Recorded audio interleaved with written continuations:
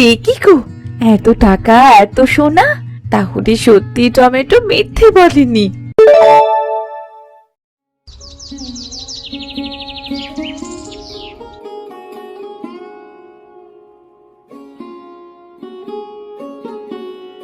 বাবা, ও বাবা, আমাদের বাড়িতে আজকে উনুন চলবে না? মা বললো তুমি বাজার থেকে চাল নিয়ে এলে তবেই রান্না হবে। আমার যে খুব খিদে পেয়েছে বাবা। মারে, তোর বাবার এই হাত দুটো এখন অচল হয়ে গেছে। বাজারে কেউ আর আমার বোনা গামছা লুঙ্গি কিনতে চায় না, সবাই বড় বড় বিলের চকচকে কাপড় খোঁজে রে।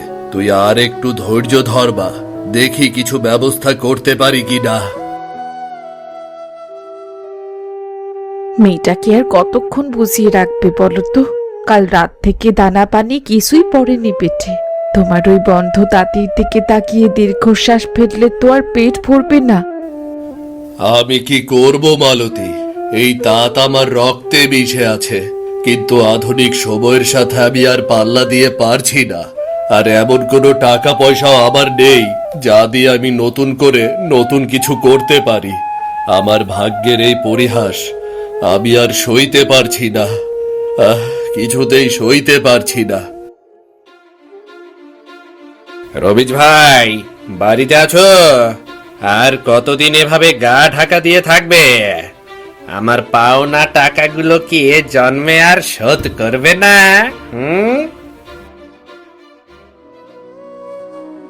রহমত ভাই, আপনি তো আমার অবস্থা সবই জানেন।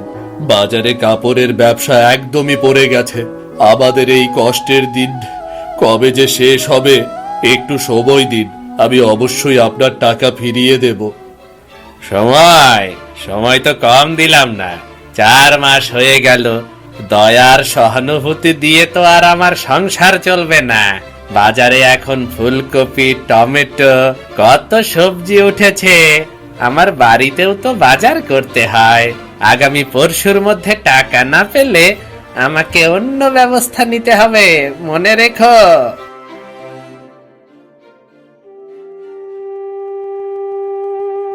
মালতী, শুনলে তো, এখন ইজ্জত বাঁচানোই দায় হয়ে পড়েছে। নিজের পেশাকে আঁকড়ে ধরে আজ আমি নিঃস্ব। আমাদের ভাগ্য বোধহয় আর ফিরবে না। ভেঙে পড়ো না, সৃষ্টিকর্তা একজনকে বিপদে ফেললে অন্য পথও খুলে দেন। রহমত ভাই মানুষটা রাগী হলেও খুব একটা খারাপ নন। ধৈর্য ধরো। তোমার কাছে কি সামান্য কিছু জমানো টাকা আছে?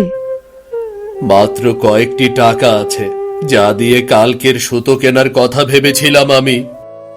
তবে শোনো, ঘরে বসে চিন্তা না করে তুমি বাজারে যাও। বাজারে এখন অনেক টাটকা সবজি উঠেছে। ওই সামান্য টাকা দিয়ে কিছু টমেটো আর ফুলকপি নিয়ে এসো। অন্তত আজ রাতে মেয়েটার মুখে একটু ভালো খাবার তুলে দিতে পারবো। বাকিটা বিধাতার ওপর ছেড়ে দাও। যদি খেয়ে না বাঁচতে পারি তাহলে আর কাজ করে কি করবে? তুমি ঠিকই বলেছ মালতী, বিলাপ করে লাভ নেই। আমি এখনই বাজারে যাচ্ছি। যদি ভাগ্য সহায় হয় তবে নিশ্চয়ই কোনো পথ খুঁজে পাবো। আগে পেটের আগুনটা তো নেভানো যাক, নাকি? কি ভাবছেন এই কার্টুনগুলো কিভাবে বানাই? কোনো চিন্তা নেই। আমাদের অফিস এফএস ক্রিয়েশনে হাতে কলমে শেখানো হচ্ছে 2D অ্যানিমেশন। অনলাইন কোর্সে আজই জয়েন করুন।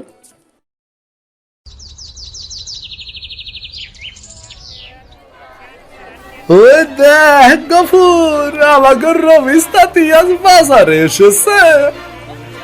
এক সময় তোর বাড়িতে পাইকাররা লাইন দিত কাপড় কেনার লাইগা, আর এখন কি অবস্থা দেখ। সেই দিন কি আর আছে রে? এখন তোর তাঁত যন্ত্রে মাকড় সাবাচ্ছে রে। বললাম আজকাল নাকি এক বেলা খায় আর এক বেলা না খাইয়া দিন কাটাইতাছে। পকেটে টাকা নাই, অথচ আইসে বাজার করতে। ঠিকই বলেছিস, যার ঘরে নুন আনতে পান্তা ফুরায় তার আবার ঘটা করে বাজার করার কি আছে? দেখ না কেমন ভিক্ষুকের মতো সবজির দিকে তাকাই আছে।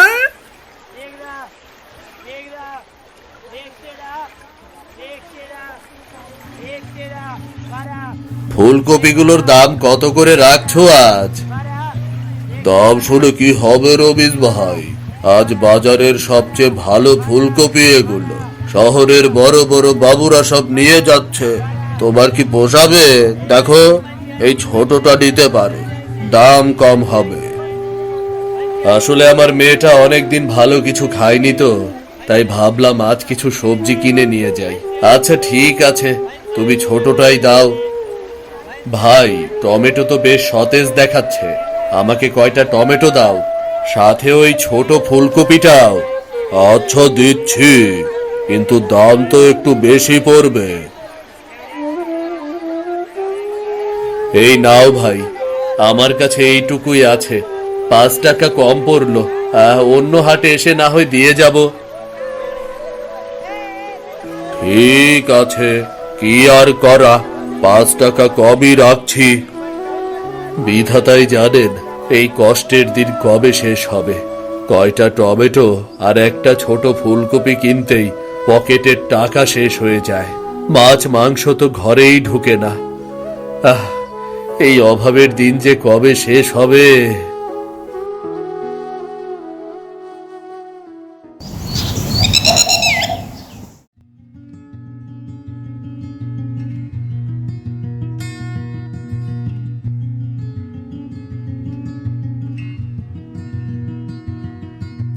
মা দেখো, বাবা কি সুন্দর টমেটো এনেছি।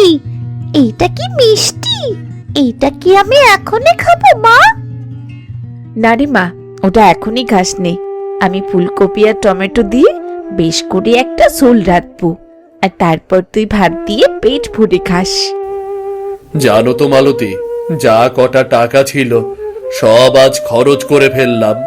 কাল কিভাবে চলবো জানি না। লোকের মুখে অনেক কথা শুনলাম বাজারে। গরিবের ভাগ্য বুঝি এমনই হয়, এদিকে পেটে খাবার নেই, আবার মানুষের কটু কথা শুনতে হয়।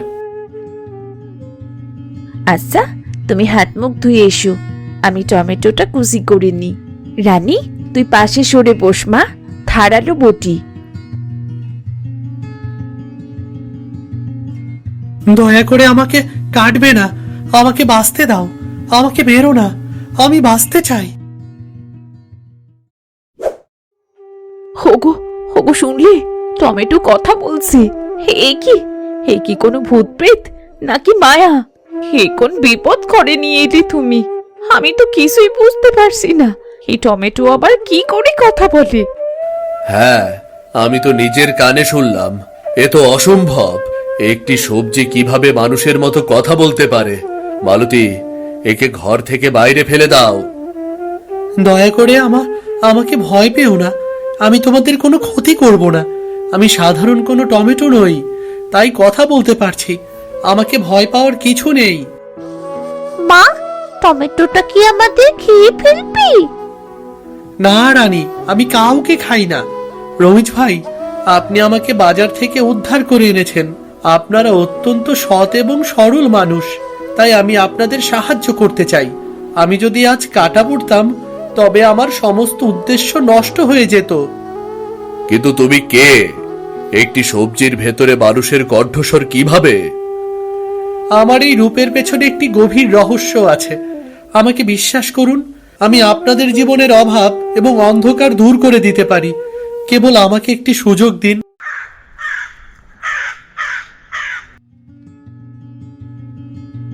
দেখো টমেটো ভাই, আমরা খুব সাধারণ মানুষ, জীবনে অনেক কষ্ট করেছি, কিন্তু কখনো এমন অদ্ভুত ঘটনার মুখোমুখি হইনি। এবার দয়া করে তোমার পরিচয় দাও, তুমি আসলে কে? রমিজ ভাই, আমার এই রূপ দেখে আমাকে তুচ্ছ সবজি ভাববেন না। আমি আসলে এক অভিশপ্ত আত্মা। এক মায়াবী রাজ্যের রাজপুত্র ছিলাম আমি, কিন্তু এক অতি শক্তিশালী ও নিষ্ঠুর রাক্ষস আমার রাজ্য দখল করে নিয়েছে। সে আমার প্রাণ কেড়ে নিতে চেয়েছিল। রাজপুত্র রাক্ষস? হোগো হোগো, এইসব তো রূপকথার গল্পের মতো শোনাচ্ছে। এইসব আবার সত্যি হয় নাকি? রূপকথা মনে হলেও এটাই সত্য। সেই রাক্ষস আমাকে বন্দি করতে চেয়েছিল, যাতে সে আমার অলৌকিক ক্ষমতা ব্যবহার করে অমর হতে পারে। আমি প্রাণ বাঁচাতে নিজের রূপ পরিবর্তন করে এই টমেটোর ভেতরে আশ্রয় নিয়েছি। তারপর আমি এক বাজার থেকে অন্য বাজারে ঘুরে বেড়াচ্ছি। যাতে কারো নজরে না পড়ি। কিন্তু টমেটো ভাই, ওই রাক্ষস কি এখনো তোমায় খুঁজছে? সে কি আমাদের বাড়ি আসবে তোমায় নিতে? সে আমাকে হন্যে হয়ে খুঁজছে। তার হাত থেকে বাঁচতে আমি ছদ্মবেশ ধারণ করেছি। আমি এক রাক্ষসের ভয়ে এখানে লুকিয়ে আছি। আপনারা যদি আমাকে বাঁচান তবে আমি আপনাদের অভাব দূর করে দেব। তুমি আমাদের অভাব দূর করবে? আমাদের ঘরে এখন এক মুঠো চাল নেই। পাওনাদারের ভয়ে আমি কুকড়ে থাকি। তুমি নিজে যেখানে প্রাণ বাঁচাতে পালিয়ে বেড়াচ্ছ, সেখানে আমাদের কিভাবে সাহায্য করবে বলো তো?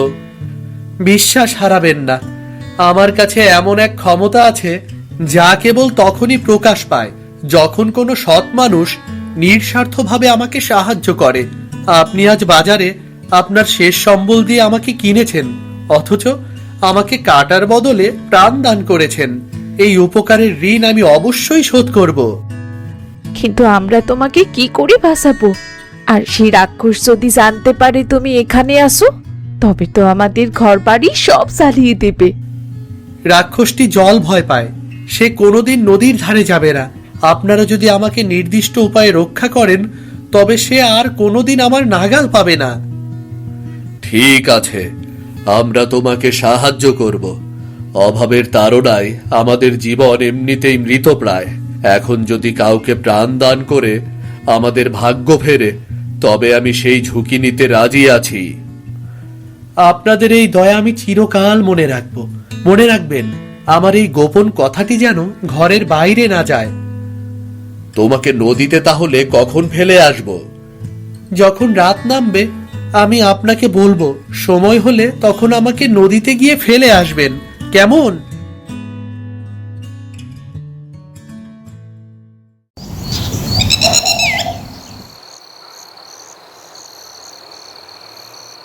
রমিজ ভাই, সময় হয়ে গেছে। এই রাত শেষ হওয়ার আগেই আমাকে নদীতে নিয়ে স্রোতে ভাসিয়ে দিন। আপনারা ছাড়া আর কোনো মানুষ যেন না দেখে আমাকে। এই মধ্যরাতে আমি তোমাকে নিয়ে নদীতে কেন যাব? সেখানে গিয়ে কি লাভ হবে? আমাকে মাছ স্রোতে ভাসিয়ে দিয়ে আসতে হবে। রাক্ষসের মায়া নদীর পবিত্র জলে কাজ করে না। আমি সেখানে গেলে আমার রাজকীয় শক্তি ফিরে পাবো।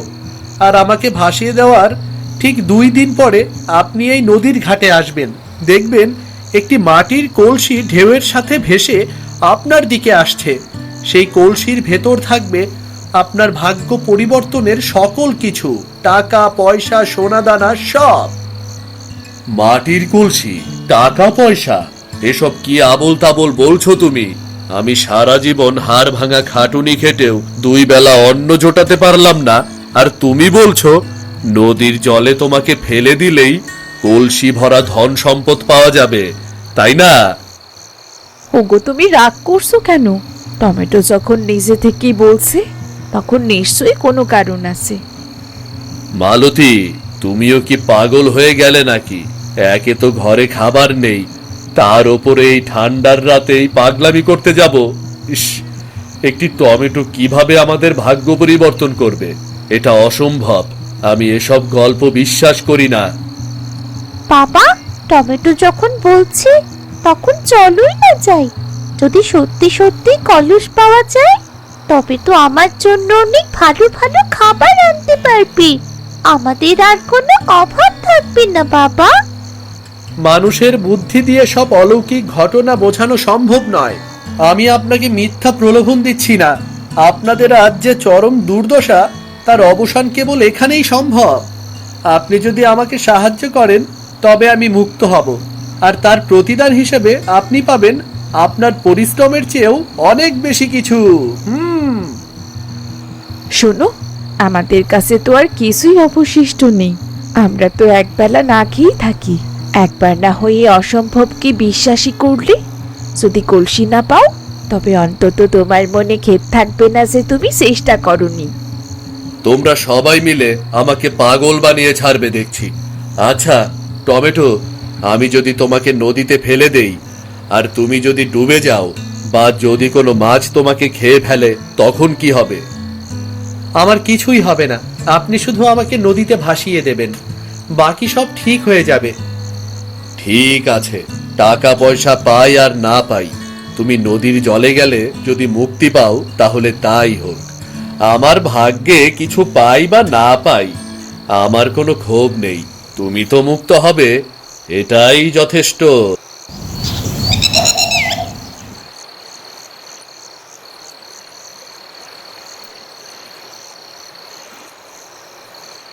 হে সৃষ্টিকর্তা, আমি কি সত্যিই কোনো ভুল করছি?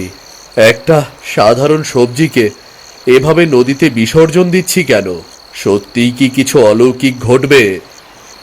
দ্বিধা করবেন না রমেশ ভাই, সময় বয়ে যাচ্ছে, আমাকে এখনই জলে ছেড়ে দিন। আপনার জীবনের সমস্ত দুর্ভাগ্যের অবসান এই নদীর স্রোতেই লেখা আছে।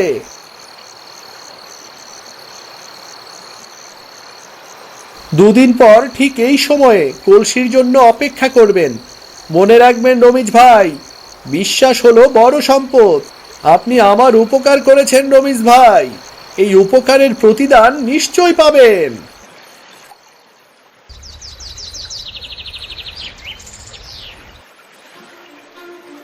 কি গো রমেশ ভাই, এই সাত সকালে নদীর কিনারে বৈশা কি করতাছ আর কার সাথে কথা কইতাছ? আমি তো স্পষ্ট শুনলাম তুমি বিড় কইরা কার সাথে জানো কি কইতাছিলা। না না না না না, কোথায় কথা বলছি, তুমি ভুল শুনছো। আমি আসলে নদীর কাছে একটু শান্তি খুঁজছিলাম। অভাবে জীবনটা একেবারে শেষ হয়ে গেল, তাই তো বাড়িতে ভালো লাগে না। নদীর কিনারায় এসে নদীর জলের সাথে কথা বলছিলাম। অভাব আছে সে তো থাকবেই, তাই বইলা কি এই কনকনে শীতে তুমি নদীর ঘাটে আইসা বইসা আছো? বিষয়টা কেমন জানি সন্দেহজনক। গরিবকে নিয়ে এত সন্দেহ করো না ভাই। আমরা সন্দেহর মতন কি বাই করতে পারি বলো? আমাদের দ্বারাই কি বা সম্ভব? ঠিক আছে, তুমি থাকো তাইলে, আমি আমার কাজে যাই। একটুর জন্য বেঁচে গেছি। টমেটো বারবার বলে দিয়েছিল কেউ যেন ওকে নদীতে ফেলার সময় না দেখে, আর একটু হলেই ধরা পড়ে যেতাম। ঠিকঠাক মতো কাজ হয়েছে। যাই যাই, এখন বাড়িতে চলে যাই।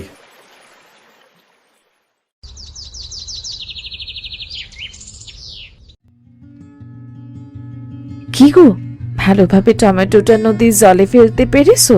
কেউ দেখেনি তো? আর একটুর জন্য দেখে ফেলতো বেঁচে গেছি। বলো কি, কে দেখতো? কাশেম মাঝি। কি সর্বনাশ! দেখে ফেললে তো টমেটোর বিপদ হয়ে যেত। হ্যাঁ, তবে চিন্তা করো না, আমাকে সন্দেহ করেছিল, কিন্তু পরে আমি সেই সন্দেহ দূর করে দিয়েছি। বাবা বাবা, জাদুর টমেটো নদীতে ফেলে দেবার পর কি ডুবে গিয়েছিল?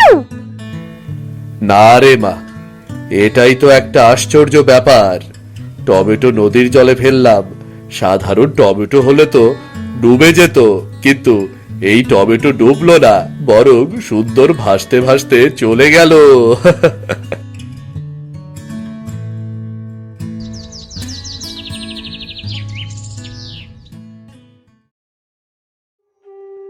কি রান্না করব বলো তো? ঘরে তো এক মুঠো চালও নেই। মা, সকাল থেকে কিছুই খাইনি, খুব খিদে লেগেছে মা।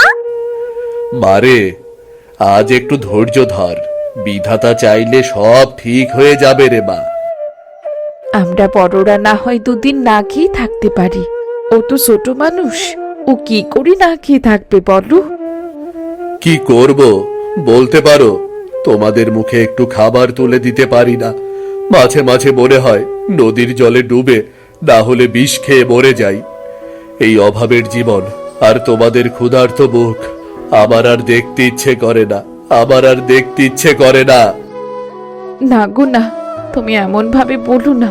যত অভাবই থাকি, তুমি তো আমাদের মাথার ওপর ছায়া। তোমাকে ছাড়া আমরা যে কিছুই না। যতই কষ্ট হোক, আমরা একসাথে আছি, এইটাই বড় কথা। মা, তুমি কেঁদো না, আমি কষ্ট করে জল খেয়ে থাকবো। বাবা, তুমি আর কখনো এমন কথা বলবে না। তোমাকে ছাড়া আমি আর মা কি করে থাকবো বলো তো? আমার খাবার লাগবে না বাবা, তোমাদের লাগবে। বারে, আমি তো সবই বুঝি, কিন্তু কি করার আছে বল? ওগো, কালই তো সেই দিন, তোমার মনে আছে তো? কিসের কথা বলছো? টমেটো বলেছিল না তাকে জলে ফেলে আসার 2 দিন পরে গিয়ে নদীতে দেখতে, তুমি ভুলে গেলে? ও না, ভুলিনি আমি। আজ রাতটা পার হলে কাল রাতে নদীর ধারে গিয়ে দেখব সত্যিই কোনো কলস আসে কিনা। যদি টমেটোর কথা সত্যি হয় তাহলে আমাদের সংসারে হাসি ফিরবে, আমাদের জীবনে আর কোনো অভাব থাকবে না গো, আর কোনো অভাব থাকবে না। হ্যাঁ গো হ্যাঁ, তুমি ঠিকই বলেছো। যদি আমাদের ভাগ্য সত্যি খোলে তাহলে অন্তত আমরা 3 বেলা খেয়ে বাঁচতে পারবো, আমাদের আর না খেয়ে থাকতে হবে না।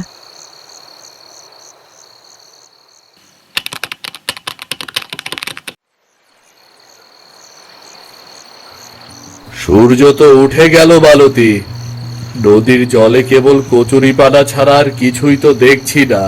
তবে কি সেই টমেটোর কথা সবই মিথ্যা ছিল? আর একটু পর গ্রামের লোক চলে আসবে, যে যার কাজ করতে আসবে।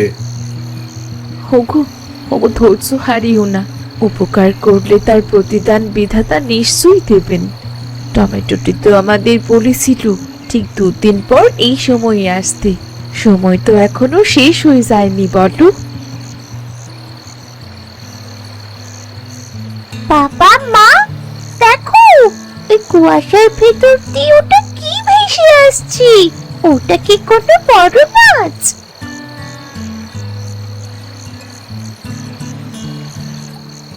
বাবা, বাবা দেখো, সত্যি একটা কলসি ভেসে আসছে।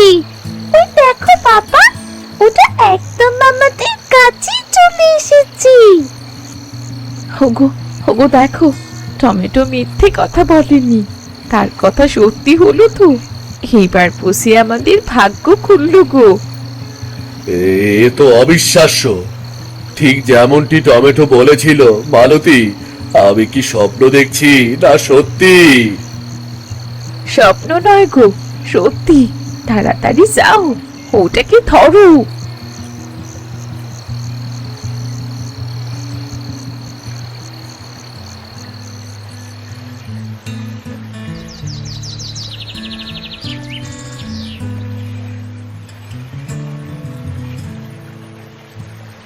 আরে রমেশ ভাই, আজ আবার 7 সকালে নদীতে?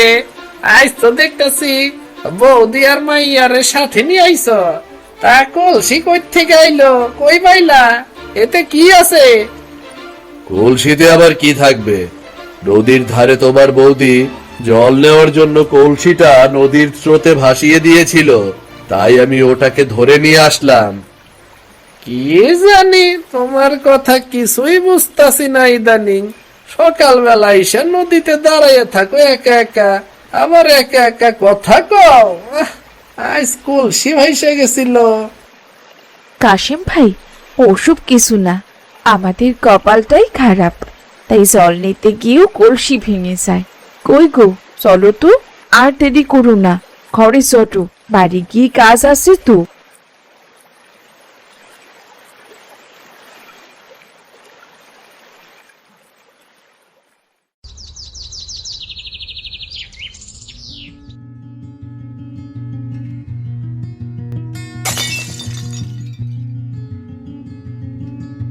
হে কি গো, এত টাকা এত সোনা, তাহলে সত্যি টমেটো মিথ্যে বলেনি। দেখলে তো, আমাদের ভাগ্য খুলে গেল গো। মা বাবা, আমাদের তাহলে সত্যি আর কোনো অভাব থাকবে না, আমাদের আর না খেয়ে থাকতে হবে না বাবা।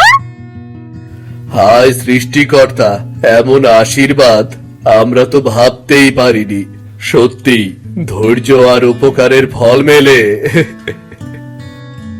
ওগো, এত টাকা পয়সা সোনা শুধু খরচ করলেই চলবে না, এই টাকা দিয়ে নতুন ব্যবসা শুরু করতে হবে। তুমি আবার তাঁত শুরু করো, ভালো সুতো আনো, আমরা আমরা আবার কাপড় বানাবো, আগের চেয়েও সুন্দর কাপড়। হ্যাঁ, তুমি ঠিক বলেছ মালতী, এবার আর ভুল করব না।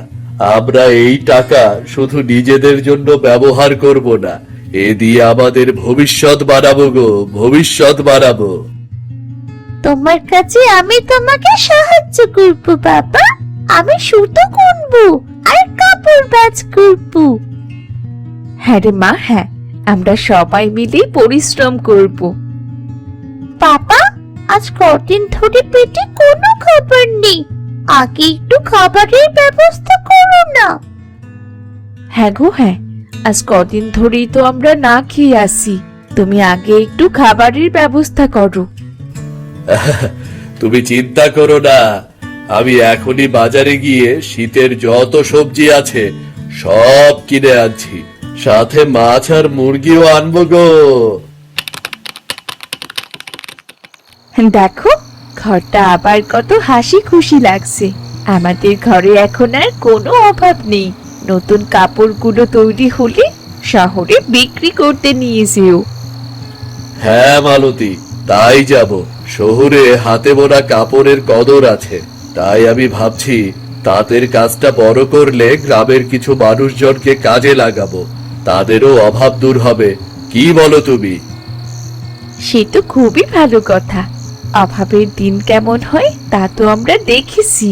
গ্রামের যারা অসহায় দরিদ্র আছে আমরা তাদের কাজে লাগাবো, তাদেরও কর্মসংস্থান হবে। মনে রাখবে, আমরা কখনো কাউকে উপকার করতে ভুলবো না। হ্যাঁ মালতী, একটু সামান্য উপকারে আমাদের ভাগ্যের এত বড় পরিবর্তন। আমরা সব সময় অন্যের উপকার করব গো। বাবা, তুমি আমাকে শহরে নিয়ে যাবে? যাবো রে মা, আগে আমি গিয়ে কাপড় বিক্রি করে আসি, পরে একদিন তোকে নিয়ে যাব, কেমন?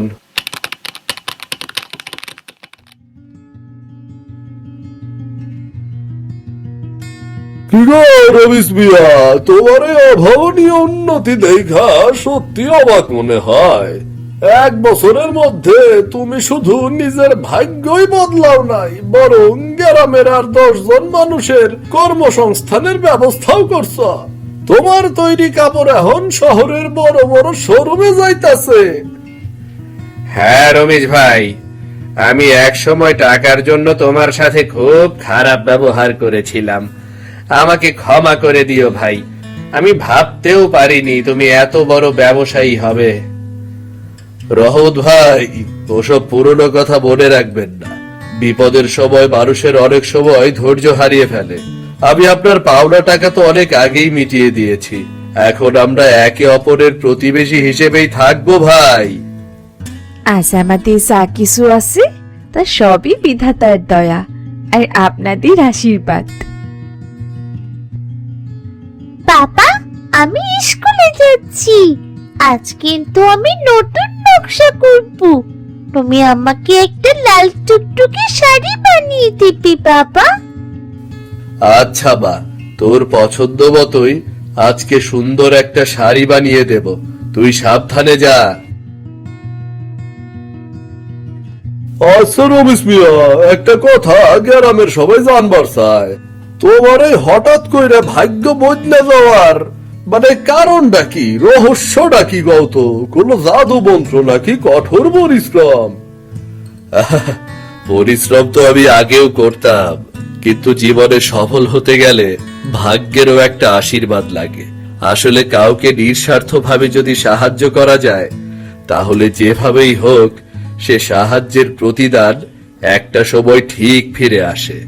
আমি শুধু এতটুকুই বলবো, প্রত্যেকের অবস্থান থেকে যতটুকু পারা যায় অন্যের সাহায্য করা উচিত, তাহলে তার ফল সে নিশ্চয়ই পাবে। তার মানে তুমি কইবার চাইতেছো সাহায্য আর দয়ার কারণেই তোমার ভাগ্য খুইলা গেছে, তাই তো? হ্যাঁ, মনের মধ্যে হিংসা অহংকার না রেখে অন্যের সাহায্য করার মানসিকতা মানুষকে বড় করে তোলে, আর হিংসা করলে তারা সব সময় ছোটই থাকে। তোমার কথা শুনে আজ একটা বড় শিক্ষা পেলাম রমেশ ভাই। উপকারের প্রতিদান যে এভাবে পাওয়া যায় তা আগে কখনো ভাবিনি। ওগো, বেলা হয়েছে তো, তাঁতিদের মজুরি দেবার সময় হলো। আমি তাহলে যাই, সবার মজুরি দিতে হবে। জীবনের এই নতুন আলো যেন সবার ঘরে পৌঁছে যায়, সেই প্রার্থনাই করি।